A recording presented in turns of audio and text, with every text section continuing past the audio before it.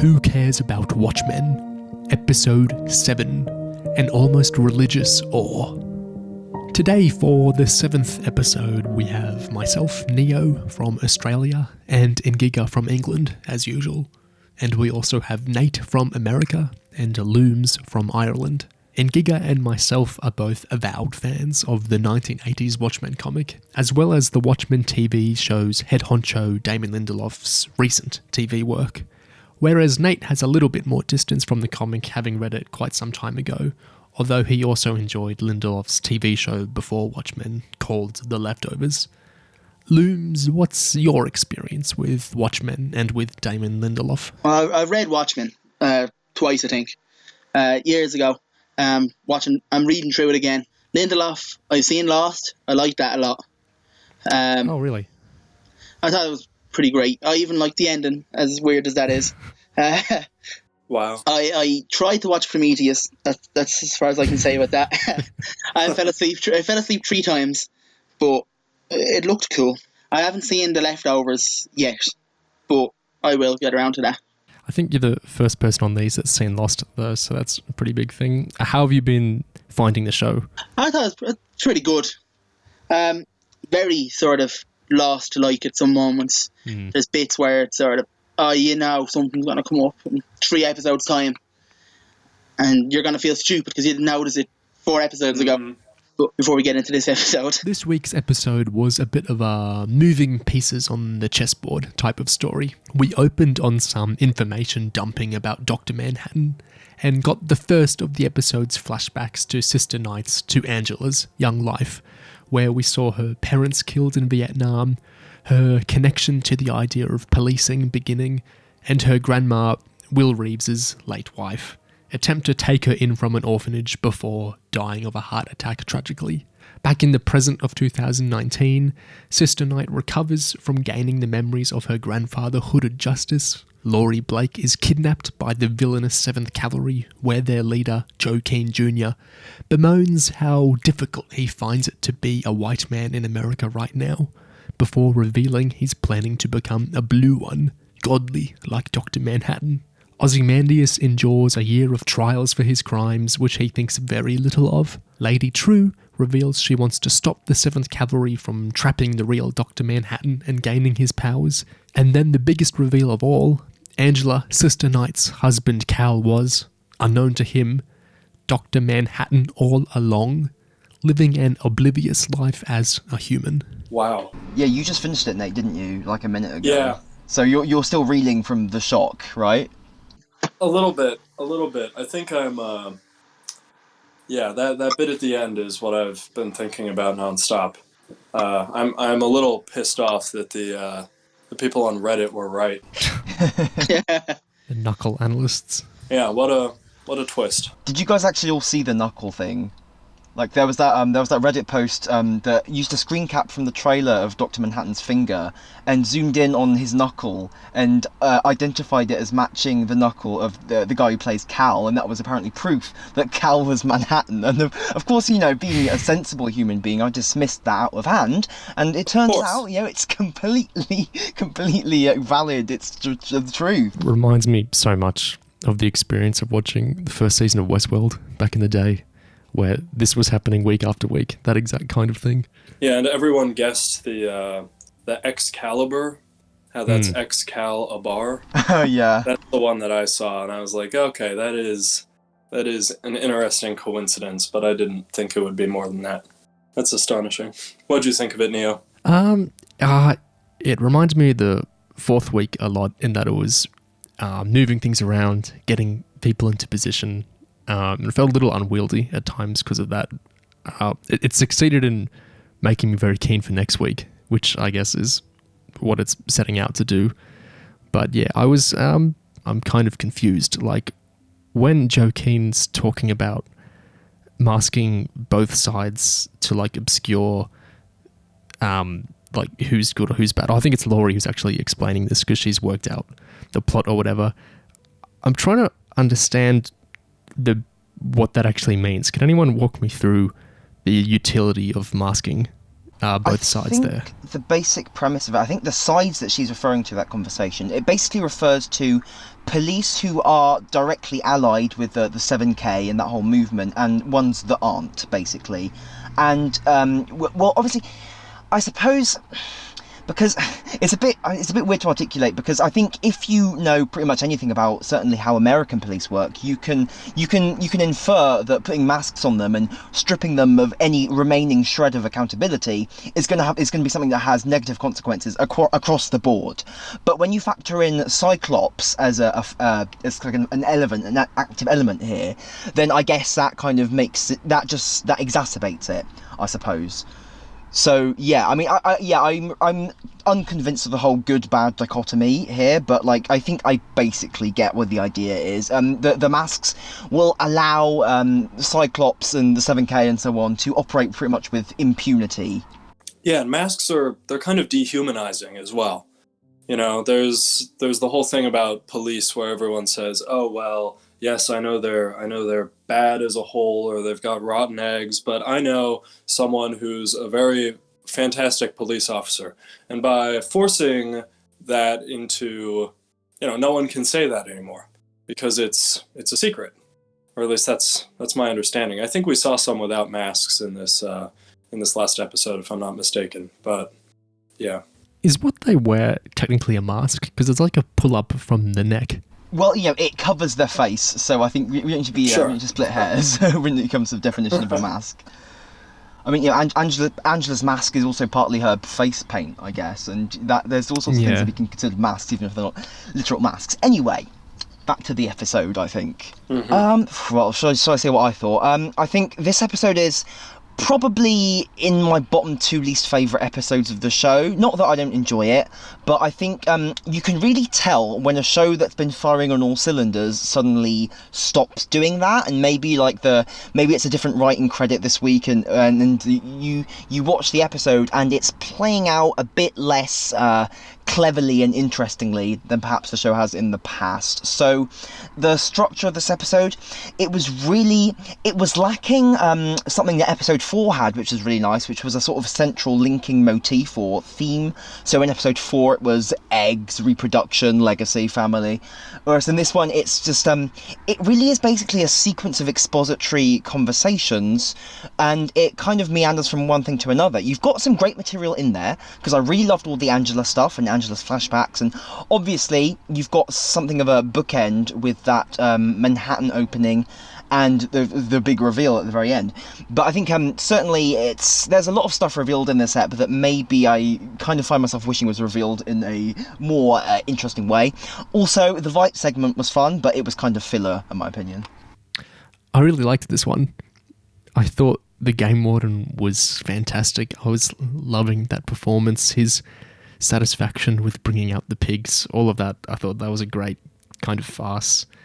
Ozzy's response was a little I didn't enjoy that as much, but I thought the speech of Crookshanks and Game Warden's dialogue was really good. So yeah, I guess it didn't accomplish much, but I had a good time with it this week. It was one of the more fun ones, like I found, of the fight segments. I did love the pig squealing that he was guilty. That was great. Very cute pig. And I'm thinking at this point, True is he's being Ozzy's daughter, because all her stuff, like she references the Ozymandias poem talking about they will gaze on our mighty work and without despair this week, and she's like the Pedia extra articles on HBO's website say she's been sending out deep space probes for ages, and Ozzy wrote "Save me, duh," like a word starting with D, like 2 episodes back, and I'm wondering if that might be daughter, and that might be their connection, because there's like she bought out his company in the backstory, and I'm wondering if their connection's like super close, like familial close there. If not, I'm confused what their connection is, but I'm interested to see, presumably next week.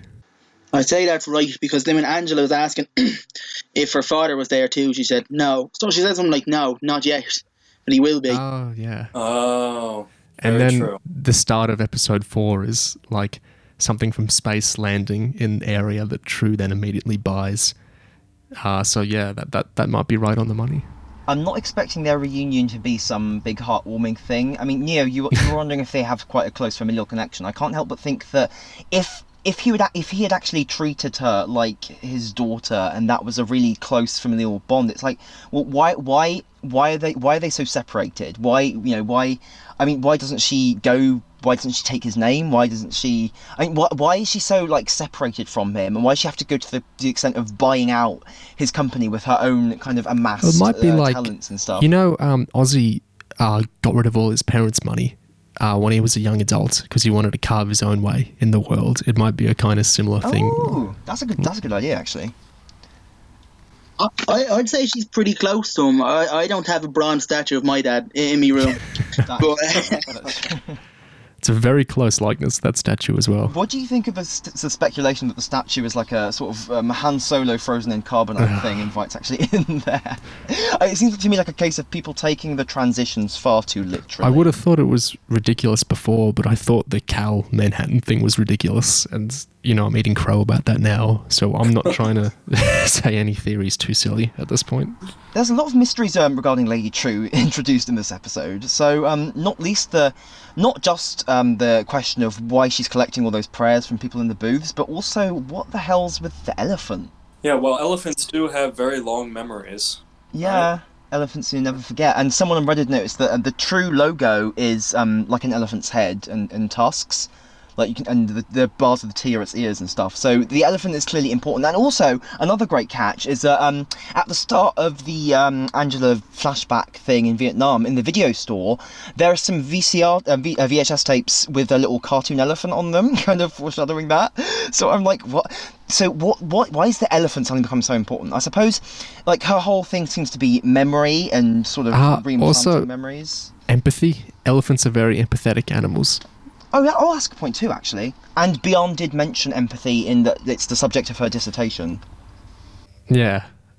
So maybe her big plan is, like we've speculated, is she trying to do some nostalgia-esque thing of forcing people to experience memories to try and make people more empathetic, or is she trying to erase people's memories because she had that speech about the future and people getting fixated on their pasts in this episode? I wonder if she wants to capture Manhattan and like force him to experience all these phone calls, hoping that kind of makes him more empathetic and less likely to just ignore people.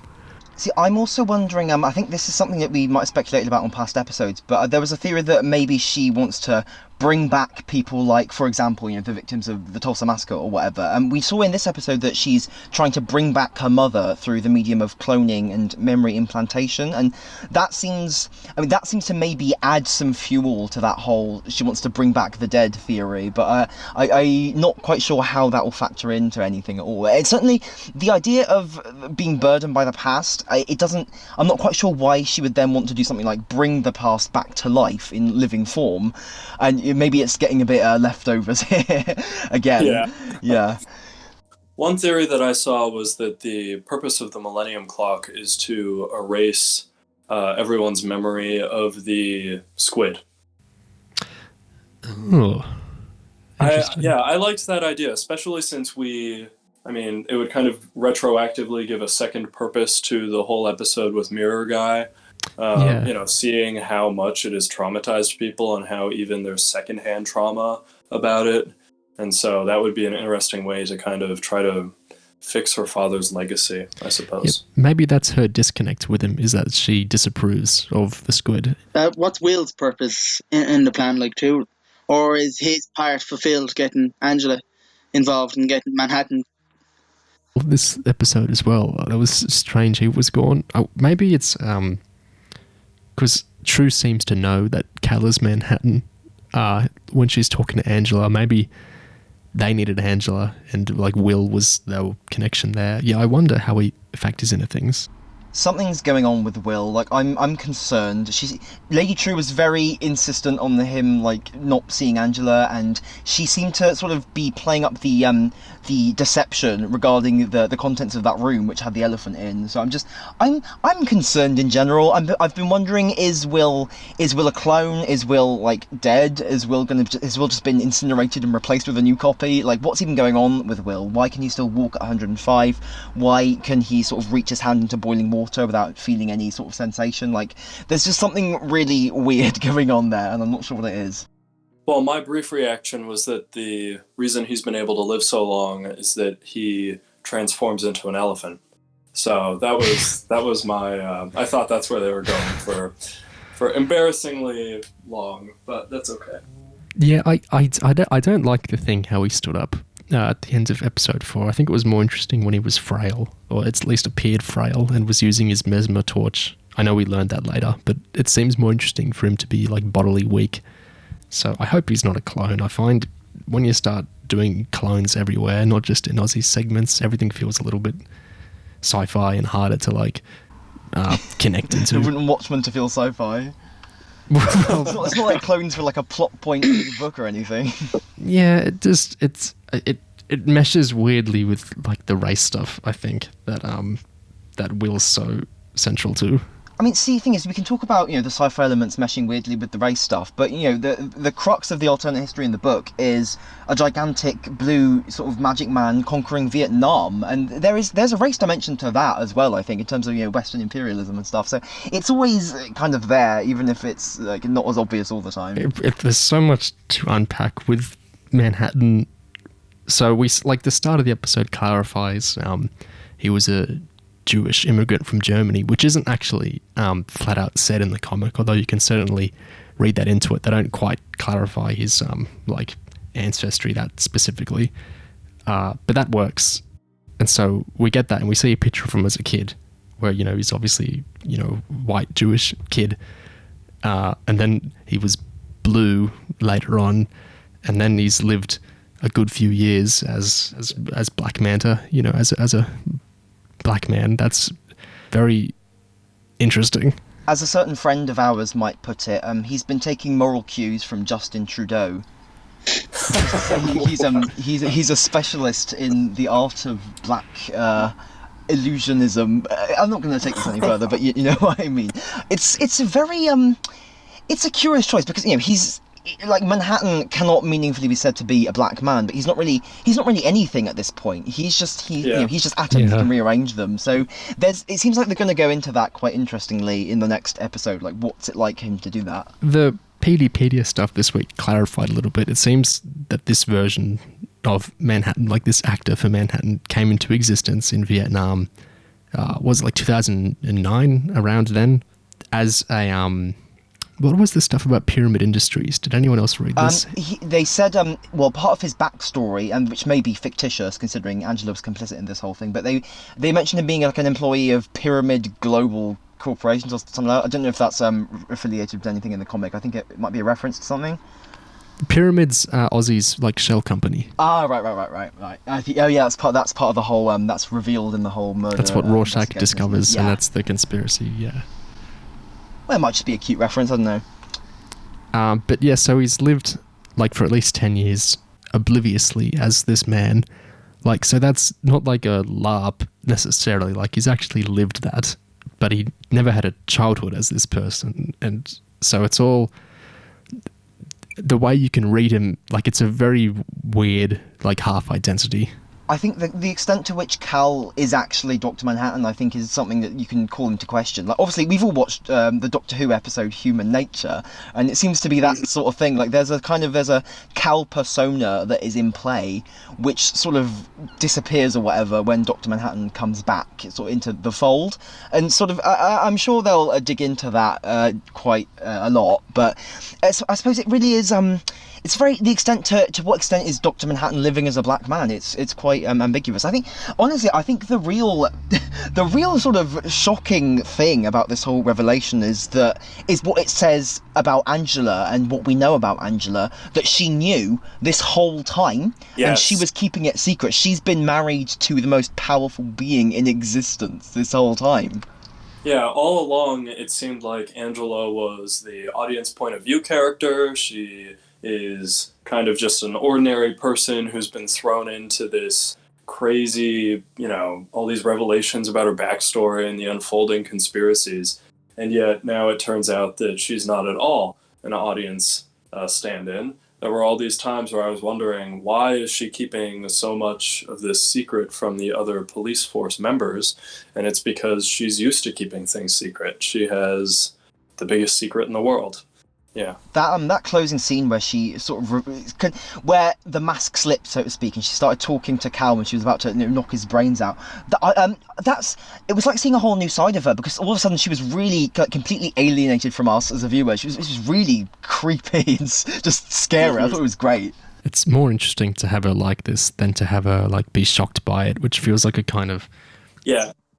We've seen stories like that. We've seen stories in that, like Doctor Who you were talking about before, where, someone didn't know this other person was like a hidden identity or whatever. It's more interesting, I think, to blindside us and see that we weren't as identified with her as an audience character, like Nate was saying before. I'm much more interested in what looks like her second flashback episode next week now. Well, a third flashback episode with how many there were in this. Oh, yeah, she had one in episode 2 as well, didn't she? Well, she is the main character. In Human Nature, the audience knew from the start, whereas here, we're the ones with the wool pulled over our eyes. We're the ones who are being surprised by this revelation. Yeah, and I do wonder, with how she was referring to Dr. Manhattan as kind of being inside Cal, rather than, there was something about a tunnel. Right? Yeah, time to come out of the tunnel is what she said. Like, he's in the tunnel and he will emerge from it. Yeah, and I almost thought that, Dr. Manhattan was inside Cal somehow, like he was wearing his skin, with how she was taking the hammer to him. Obviously, that's not quite the case, but it's still interesting to see, I am curious to learn more about how much Cal exactly knew. Yeah. I don't necessarily love bringing Manhattan back, because I think his ending in the comic is really final. Like, he's grown tired of humans enough, but he's also seen the kind of miracle of them, but now he wants to go off and make his own life, in probably another galaxy. Like, I was complaining a lot when this show started that just having him on Mars seemed like in conflict with that. Like, he didn't mean to stay on Mars and experiment, and the stuff we saw of him in the show on Mars looked like he was just making castles, not really making much in the way of life. So I was very glad when True said he's not even on Mars. But then the thing that he's come back as a human, I prefer this to the idea that if we're going to see Manhattan again, I'd rather him be doing something with humanity than just parking on Mars for some reason. But the whole story of a god having to live as a human, I mean, it's very Jesus-like. It's like we've seen this kind of story before, so I'm interested. Last week we mostly loved the episode last week, but Tid complained a little because it was kind of in some ways it was a straightforward superhero story, Hooded Justice's story. And here, I just worry that the Manhattan, I have to live as a human because I've grown too disconnected, or, I've forgotten what it feels like to have empathy or be part of society. I hope it's not done too traditionally, if you know what I mean. Lindelof did his whole interview after this episode transmitted, and he literally said outright that he was drawing on Greco-Roman mythology in terms of how he was wanted to integrate Manhattan into the show. So it's that whole story, the god comes down to have a love affair with a human, and he said it was intuitively this was the way to do it and stuff. And something else he said in that response actually was that when he was drawing up what he wanted to do with the show, he sort of had a list of things that he would want to see in it as a fan, what he'd want to see in the show that had the name Watchmen, and obviously near the top of that list was having Dr. Manhattan in it. And I wonder about that. Is looking at it from a fan's perspective actually the best way to do it? I find myself wondering, would it not actually be somewhat of a quite brave statement to just not have Manhattan in it at all? But at the same time, I am warming to this development of having Manhattan be Angela's squeeze, because at first I was concerned that it might crowd out all the interesting stuff in the story, because Angela seems to very much have her own. She has this huge hole whole law with her justice going on. She has this whole journey. So tacking Manhattan on at virtually like the 11th hour seems like it threatens to sort of destabilize that. But there is one thing, and in the comic, Manhattan's whole interest in life is rekindled by him observing how complicated and almost impossible Laurie's life is, and how sort of complicated it all was. So I think it's believable that if he was going to be drawn to another woman, decades later, it would be someone with as wild of a story as Angela, right? So it's almost like it sort of narratively makes sense. It's not just bunching on extra plot points. It's because these two things actually do go together. I agree with that. He likes people that have a lot of convergences like that. I don't think it's out of character for him to go with her. The fan service thing, like next week is going to have every living crime buster, 80s superhero except for Dan. Like, that's a lot. Yeah, I seem to remember that Lindelof said that his approach toward building off of the previous, the Watchmen comic would be that was the Old Testament and this is the New Testament. So maybe that Jesus comparison isn't too far off after all. But that's a good point. Yeah. What I was going to say is that my worry with the Manhattan stuff is like Looms has seen Lost, we've seen The Leftovers. Like, it's very easy for Lindelof to start tipping into all kind of spirituality stuff, and Manhattan's a really easy vehicle for that. And I don't really want that. Like, if we focus on the blue black man stuff and the Manhattan Vietnam colonization stuff, that's cool because that feels connected to the show's first 6 episodes about race and legacy and stuff. I just don't want the show to kind of get really hooked on all the spiritual Manhattan, absurd craziness towards the end now and kind of drift away from what the first 6 episodes were more about. That's my big fear. I'm sort of worried that now having Manhattan in is sort of like a giant walking plot solver now. Yeah, he has become somewhat of a MacGuffin now, because the 7K's whole plan revolves around him, and presumably, like, Lady True has those Manhattan booths, so presumably her plan has something to do with him as well, maybe. The reason I think the 7K are hooked into him is because, you remember in the second episode, the flashback of on White Knight, Angela and Cal getting attacked, and we see the first shooter get taken care of, but we don't see what happens to the second shooter. I'm presuming that Cal got a little zippy-zappy Manhattan mode, and somehow the 7K, someone survived to hear that or report on it, and that's how they've known all along. Yeah, Jane did say that something extraordinary happened, and then we scaled up our ambitions. So presumably that was Manhattan making an appearance, and that was when they found out that he was Cal. That's when the whole plan came into being. Kal-El. Yeah. Another Superman parallel. I do think there is some Manhattan even poking around in there, because in the PTpedia thing, it does say that he declined the MRI test and he was amused by the Manhattan bobbleheads on the doctor's desk. Yeah. So there's some Manhattan in there somewhere. It also mentioned that he was circumcised, so I guess, given his origins, that is also a little bit of Manhattan knocking around in there. So are the 7th Cavalry coming together, and they're going to like tie into Doomsday Clock, and they're going to bring the Justice League, and Batman's going to hit Manhattan really hard, and Doomsday Clock will come out after the finale, and it'll all make sense, and we'll be happy. I mean, I speculated it could be the other way round, and Doomsday Clock will end with Manhattan saying, "I'm now going to go to Earth to live as a black man." And it's like a prequel to the show. Yeah, thinking about where it can go from here, I feel like the plot has been spelled out, and I'm sure that it will be more twisty, and there'll be all kinds of unexpected elements, because of course there will.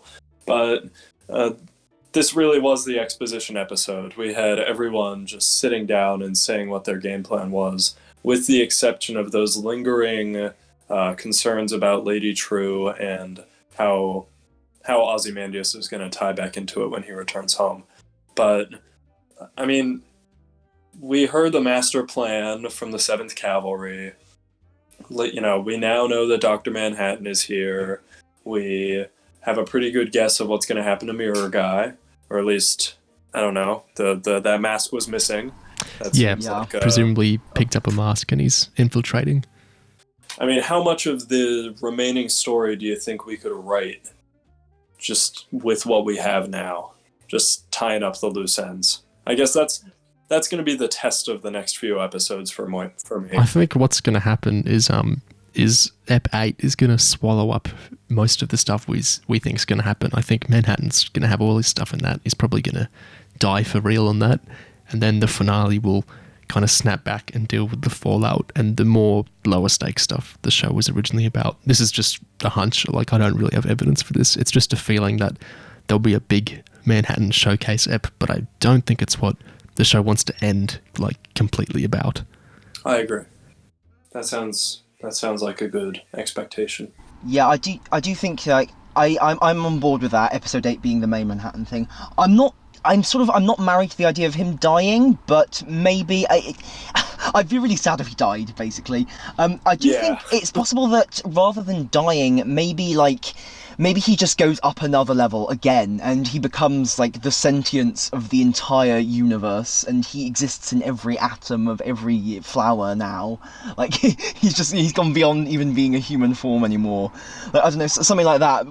But yeah, and it's certainly, if you want to do like a big follow-up to Watchmen that kind of actually changes the status quo and does the next big event after the squid, certainly something like the end of Manhattan is going to be a thing. And at the same time, I think there's so much to like tie up with the Millennium Clock and Lady True and Vietnam and Vite and stuff and racism and it almost seems like you have to get the Manhattan stuff out of the way first, you know?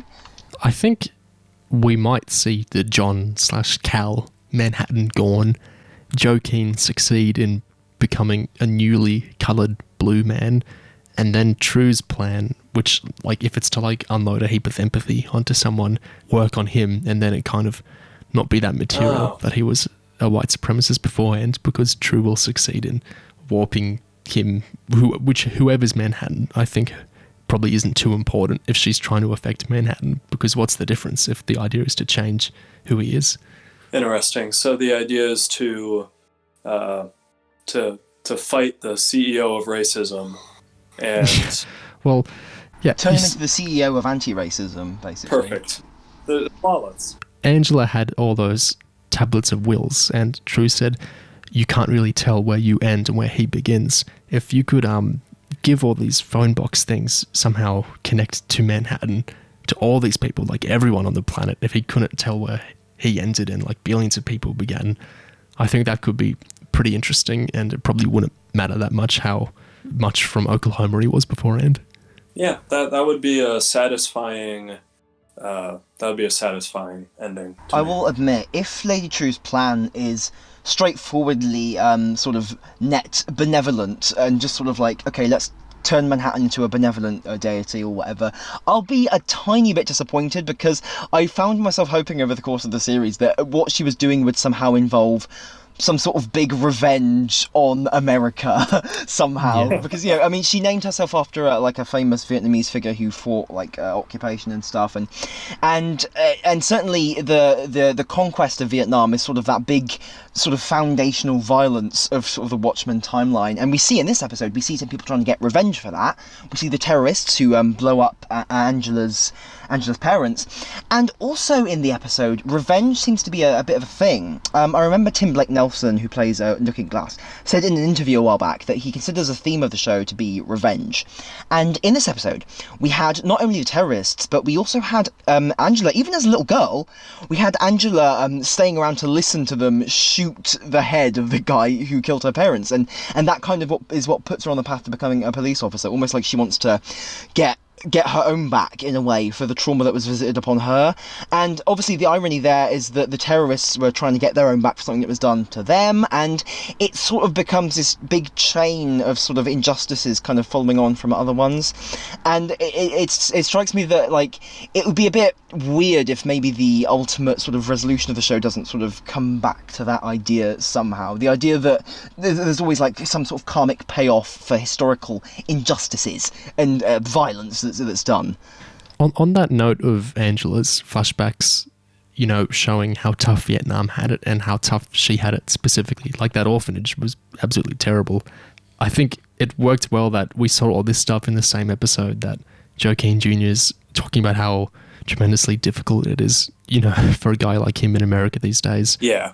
And then actually realizing, you know, someone with a really difficult lives, like in Vietnam, I thought that worked well. That's a great line.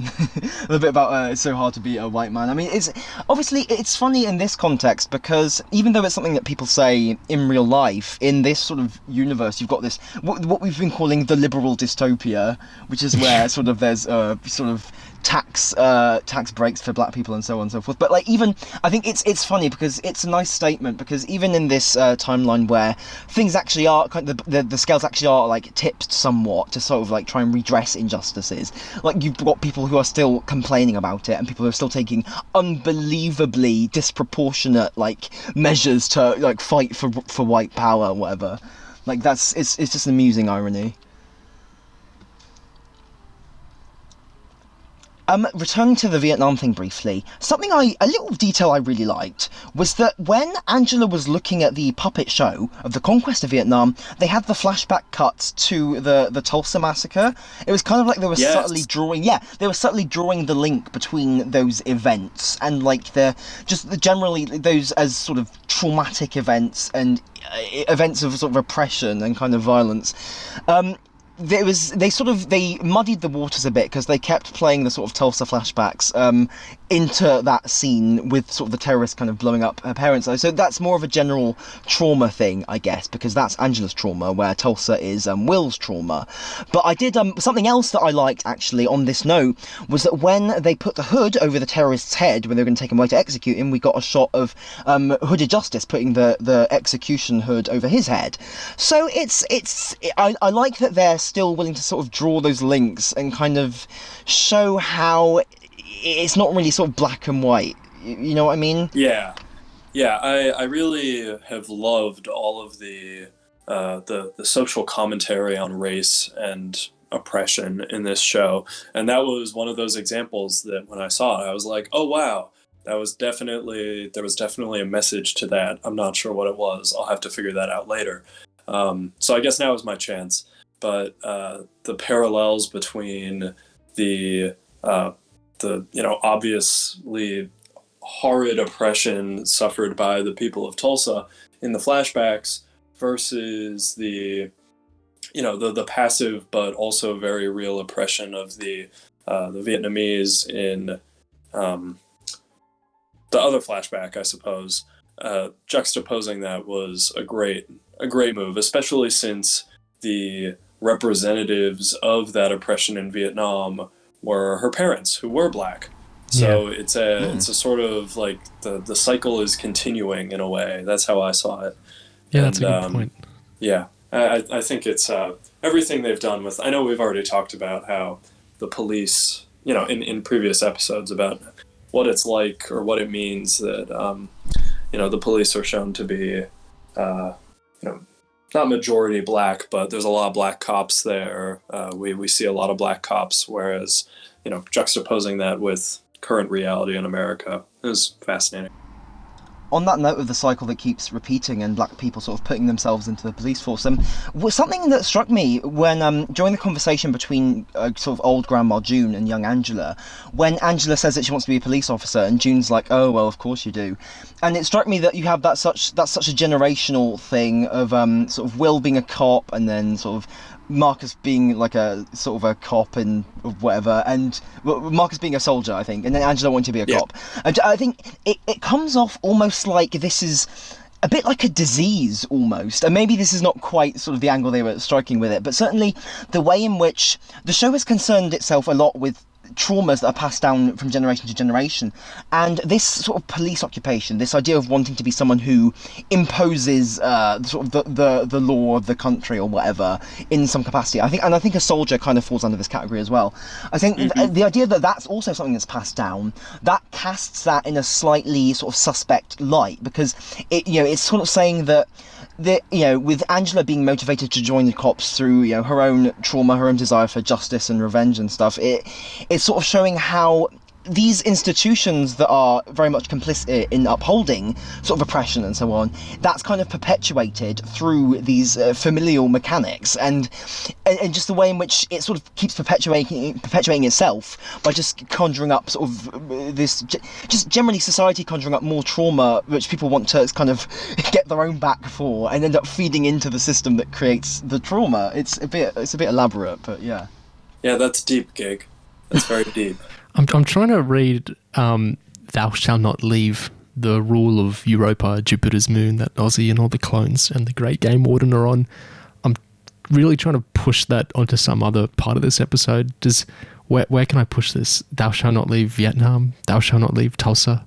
That big thematic information loading of gigs. I want to find something I can wonkily project onto it. You know, the Vite stuff is really difficult. Yeah, I've tried a lot to kind of see where kind of the links are with the show. And certainly you've got the Game Warden who wears his little kind of lawman mask and rides around on a horse like Bass Reeves, but like it's so difficult to actually kind of see what the point is, so to speak. Like, certainly Vite in this little society full of these people who he sees as beneath him seems to be kind of maybe a model of sorts of maybe his general situation. Like, he's being put on trial for his past crimes and he just utterly doesn't care. And maybe in some sense it's like an extrapolation of maybe what he was like on Earth, kind of viewing himself as this Alexander the Great figure. But it's I don't know, it's so ambiguous.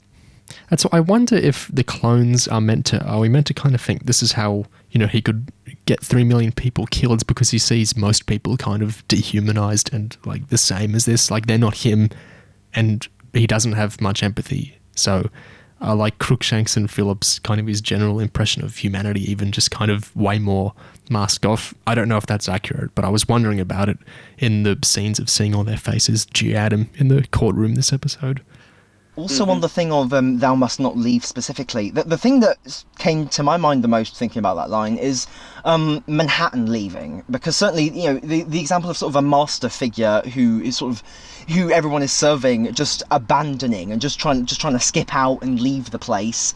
That's sort of like the only one who's done something like that really is Manhattan. You know, he's the god who's abandoned his domain, so to speak, and there seems to be such a stigma against Vite like leaving this domain and leaving them just to their own devices. It's so, yeah, I don't know. It's such a mixed bag of symbols. Yes, and maybe what should I say? They're resenting Manhattan for leaving in a sense. You know, they were saying that their creator, or no, I suppose their creator isn't necessarily Manhattan, so I can't quite draw that. I do wonder that. Yeah, we're definitely getting it vague whether it's true. I think it's got to be Manhattan, because now I'm sold on Ozzy thinking True's his escape ticket, which means presumably she didn't put him there. So presumably it was Manhattan who put him there, but it's still vague enough you can flip it a lot of ways. Yeah, that would be very true. Yeah. But there is that parallel between, in this courtroom sequence, I definitely got the feeling that he was, even though he had such disregard for it, he was kind of being humbled, he was kind of being laid low.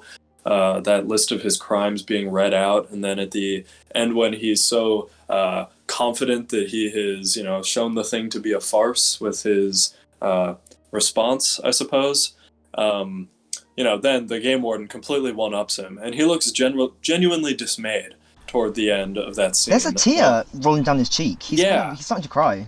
There's someone much cooler and much more in control of him in these scenes. The Game Warden's just incredible. I'm so enamored by him. Yeah, I think there's that parallel of, if I was really, you know, grasping for straws, I could say that there's the parallel between how Dr. Manhattan has been, in a sense, laid low by becoming a human, versus how Ozymandias has been humbled by his,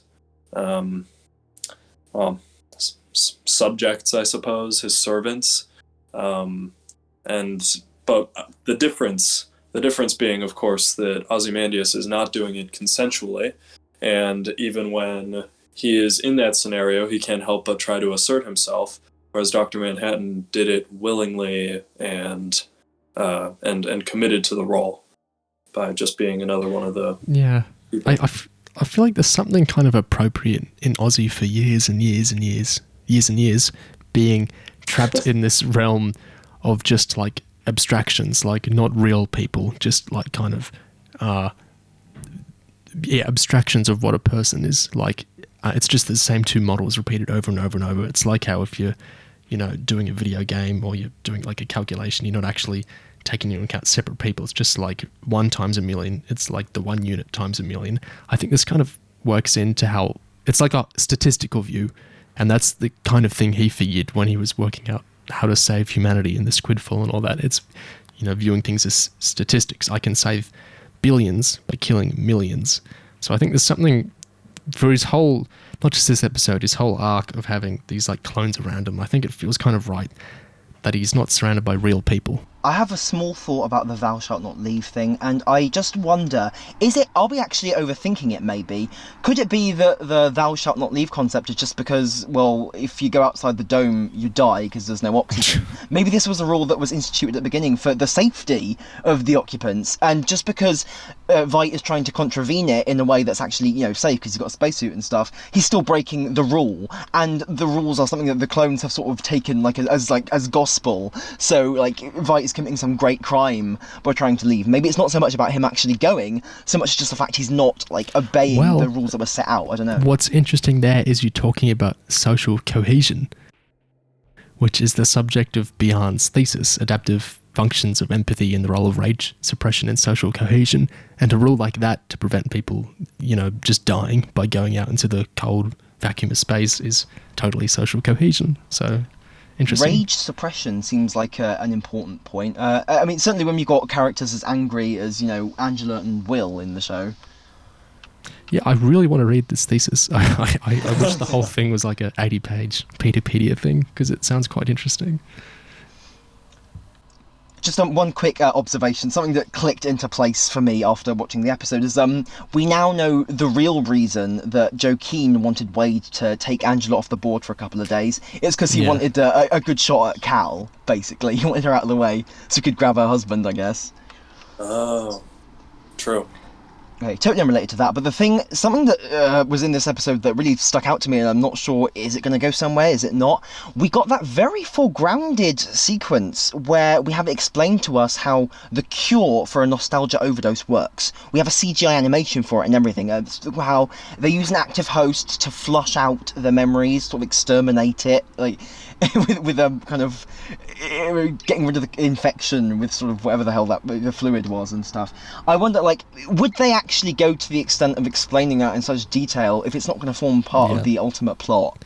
This is why I think there's some kind of forced nostalgia, forced empathy stuff going on. But then again, Chu's also got the mesmer technology. Like, she's got so much she can use. But if they're explaining nostalgia more than they're explaining the mesmerism, so the plan's probably about nostalgia. Although she did install HD TVs all over Oklahoma, so that's also true. Yeah, I think the mesmerism thing, the HDTVs, it could be that that's just a very small step in the plan. Like, she sends out a signal saying, "Okay, walk outside now," and that's all the mesmerism is required for. And then once they're outside, the clock will zap them with I don't know what, like all kinds of things. Very Christmas Invasion. Like, everyone needs to walk up to the roofs so our empathy bombs can hit you. Well, I think that if we're comparing that hypothetical ending to a Doctor Who episode, I would have to think of all the Power of Love episodes. Like, let's see, the one with the rings of a cotton, right? Mm-hmm. Obviously, Manhattan is the sun, and the leaf is the, well, whatever. Bill's mum just went viral. Yeah. In this case, yeah. On this kind of note of the true stuff, I was really entranced by something she said. I'm just going to say verbatim because I feel like it needs unpacking that I can't do alone. It's when she said, "I gave people the means to visit the past so they could learn from it, so they could evolve and transform and better themselves. Instead, they became fixated on their most painful memories, choosing to experience the worst moments of their lives over and over again. And why? Because they were afraid that once unburdened by the trauma of the past, they would have no excuse not to move gloriously into the future." That last part sounds really supervillain, but the general idea of that I thought was really interesting. Yeah, it certainly seems like a bit of a definitive response to that whole trauma theme in the show, and certainly it's fuel for the fire if your theory is that you think she's going to erase everyone's memory of something or other. It's intriguing because it's kind of also a rebuke of the whole superhero thing of being obsessed with your traumatic backstory. She's kind of like saying get over yourself, stop fixating on like the horrible things that have happened to you. Just suck it up and deal with it, lol. It's a bit. Yeah. June was kind of like that when she dismissed OB's. Not OB. What's his name? The Will? son. Or Marcus. Marcus. Yeah, when she kind of dismissed his. You can't trust masks, Angela. Masks are so terrible and all that, and she just kind of wiped it away as he had a scary experience related to masks once. Yeah, I liked that actually. That bit of her just kind of just dismissing that whole sort of anti-mask agenda by just saying even that was just a product of kind of a childhood trauma that he never quite got over. Actually, I liked the old June in general, and I thought her whole story was really, really heartbreaking. Yeah. Like the whole thing of sort of completely falling out with her son over his decision to participate in Vietnam, which I get. Like, I think if she's has certain ideological commitment, she would absolutely say flat out no to him on that. But to find out that he was dead after not having spoken to him, and she comes back to get Angela and she just dies anyway. It's just all so sad. Like, I can't believe all those people who we met in episode 6, they're just dead now. Like, what the hell? Something I guess this is unrelated, but a theory that I saw online that I thought could be promising is that next episode, when we find out why exactly Dr. Manhattan picked Angela and how that whole process went down, they suggested that there was a connection between Angela's great-grandfather and his time in World War II and young Dr. Manhattan, saying that maybe he saved Dr. Manhattan from something, and then that led to the connection. Well, there's an idea.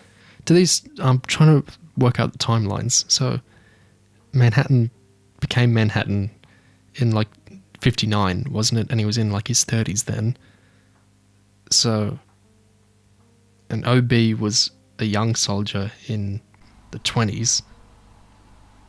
I'm not good with maths. Does this work out? Obi died in the Tulsa Massacre, right? And that's in the 20s. So in 21. Oh, okay. So that must have been World War One. Yeah, that's World War One that he was in. That we saw him in the start of episode 2 with the whole propaganda fire. Okay. That was a World War One thing. Well, you know what? I like the theory anyway. Can there be a connection between any Reeveses and Manhattan or Manhattan's father? I'm interested in this idea. I'm trying to see if there's a way it can work. It is a very Lindelof-y thing to do. It's very Lost, having everyone connected some way. At the same time, I'm just going to spoil the party here. I hope they don't do that. I kind of hate the idea of Manhattan's childhood having some connection to, Angela's grandfather or whatever. I think it's more interesting if he's actually just drawn to her specifically and her whole circumstances, rather than the fact that her circumstances intersect with his in any sort of fancy-schmancy way. I think there's something very Manhattan-y about him just sort of going after her. I mean, I feel like we're sort of skirting around the thing with Manhattan, which is that Manhattan's kind of skeevy. Like he's got some women issues, I think. Maybe need unpacking. It's not the first time he's traded in for a newer model. Yeah, exactly. At least Angela's an adult when he meets her. Yeah, that's true. I can't wait to see Laurie's reaction to Cal being Manhattan. That's gonna be great. She's gonna be crushed. But it's sort of like Doctor Who thing with the age that technically she's an adult, but when he's all knowing and all seeing, is she to him? It's a bit weird. It works for me because Angela's she's far from perfect. We've seen a lot of her flaws and her kind of issues with her worldview and everything, but it's getting a little young adult novel in here with how she's the wife to God and she's the granddaughter of the first superhero. It's all I can everything. Fix him. Yeah, exactly. Yeah, I do want there to be some kind of good explanation for why it is that Manhattan picked her, because I don't know if I would be satisfied by just Manhattan looking at her and saying, "Oh, you have a tragic backstory and your grandfather was interesting," or it could be that Manhattan says, "Well, this is just how it was always going to be," because he can read the script. He picked Laurie partly. Well, a very big part of that was just physical reasons. So, like, we can't rule out a very base explanation. Yeah, I guess that would be disappointing to me, but he's just attracted to her thermodynamic miracles. Why not? Like, there's been a lot of discussion about sort of why would Manhattan pick Angela. See, I'm wondering about why would Angela pick Manhattan? Because that's the bigger question. That's the question mark to me. Okay, he might be hot and he can sort of do all sorts of stuff, but like to just meet this guy, what is it about Angela that not only makes her want to be this guy's girlfriend, but also to go into this whole pact of sort of him humanizing himself and just her like having the secret of living with God or whatever, just so they can be together. Like what within Angela spurred on that romance? I really wonder about that. I thought there might be an answer there, something to do with just how messed up she is in general, but I'm curious as to what that is. Yeah. Her family is no stranger to weird power imbalances, given how Will seems to have essentially raised his wife. So... That's a good point. That's a good point. But I don't know.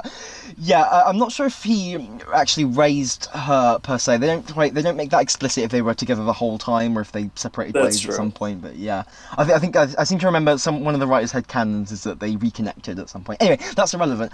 Angela spent her whole childhood surrounded by imagery of Manhattan and this knowledge that he's like the guy who won the Vietnam War and who did all of this and sort of was kind of the motivator behind the terrorist attack that killed her parents.